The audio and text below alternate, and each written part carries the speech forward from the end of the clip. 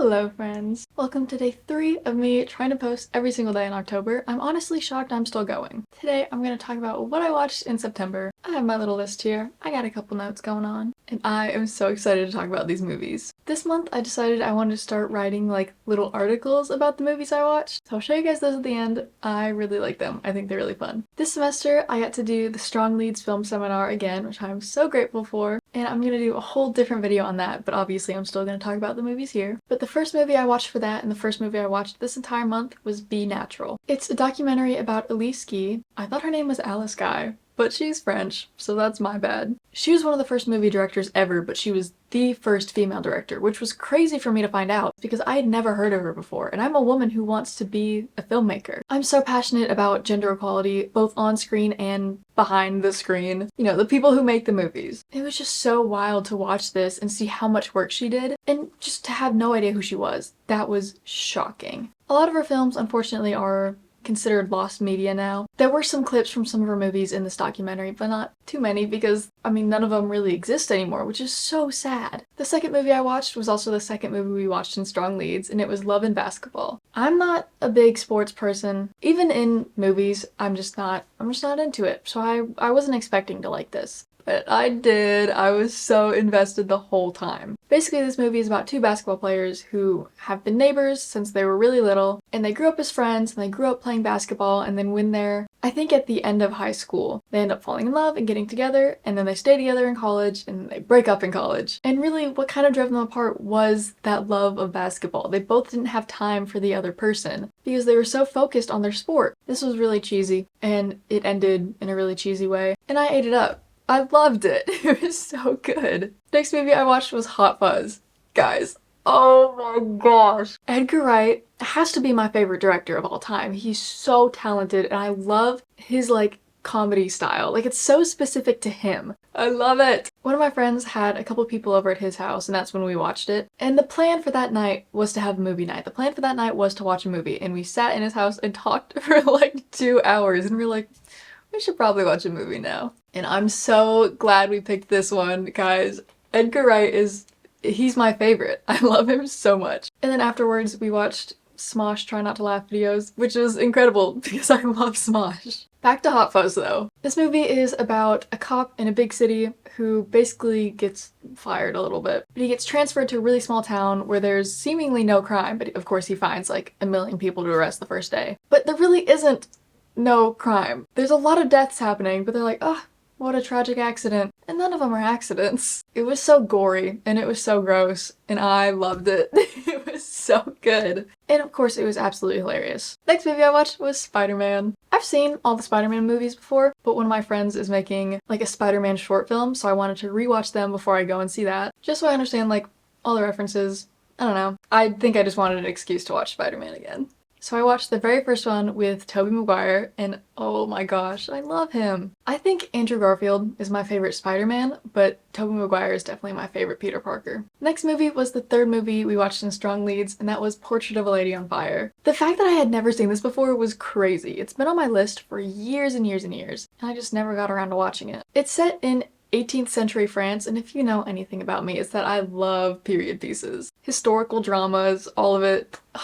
I love it. And it's about this woman named Eloise, whose mom commissions this girl named Marianne to paint a portrait of Eloise so she can get married to somebody else. It's okay. It's not as confusing as I'm making it seem. I think it's just hard for me to like, I need to visualize it. I don't know. Eloise just refused to get her portrait painted because she didn't want to be married just to some guy she doesn't know. But her mom was like, you have to. That's how it works. It's 18th century France. So her mom hired Marianne to like secretly paint a portrait of Eloise. So while the two are spending time together, they fall in love. And it is, oh my gosh. It's such an intimate movie. Like everything is just so close. Like the sounds and the visuals and oh my gosh, the color grading in it. I can't. It was so beautiful. I'm absolutely obsessed. It was so good. After that, I watched Spider-Man 2.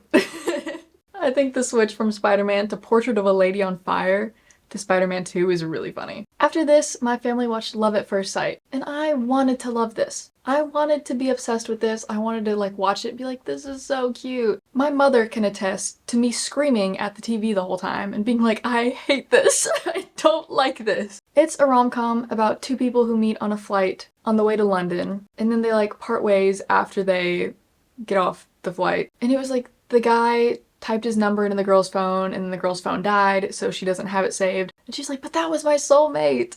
And she basically runs all over London to try to find him. And I think at its core, it was really sweet. There were some moments where I was like, okay, whatever, that was cute. But I didn't love it. I will admit, I do love in rom-coms when there's just like total cliches.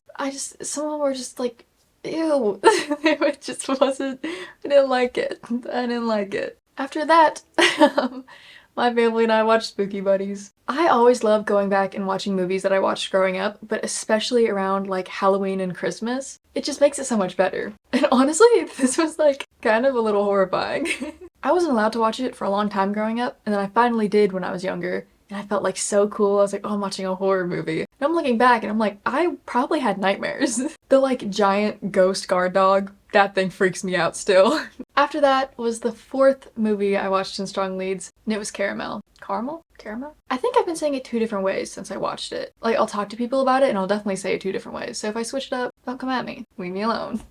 This movie was about a group of girls in Lebanon who owned like a beauty parlor, salon. I don't know what the official word is. I feel like a lot of times in Strong Leads, we deal with really heavy topics, and every movie has like this big climax where everybody's like, oh my gosh, and it's like life-changing. And this movie didn't have that, and I loved that, honestly. The movie was just like random little bits of their life every day. Like one of the girls was trying to make it as an actress and as a model, but she felt like she was becoming too old to do that, so she was doing things to try to make herself seem younger. And this other girl was absolutely in love with this man who was cheating on his wife with her. And one girl was about to get married and she was preparing stuff for her wedding. And this other girl just worked at the salon, and this one girl comes in and she just falls in love. And then there's this whole other side plot with this woman who's a tailor and her sister that she takes care of. I just thought it was so beautiful. Like it was just life.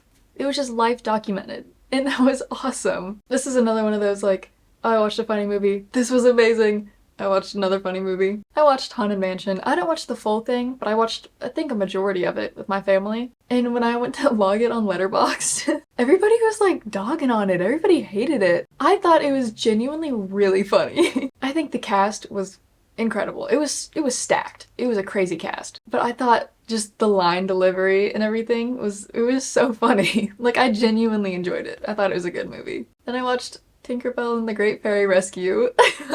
Growing up, I was obsessed with fairies, like to an unhealthy amount. They were my entire life, so of course Tinkerbell was also going to be my entire life. There was a very long time where I could not fall asleep unless I was listening to one song off of the original Tinkerbell soundtrack. It's just such a core memory of like falling asleep to that song. It's one I remember I had like a routine to in dance class, and I think it was by Selena Gomez, but I could not remember the name. It was this song.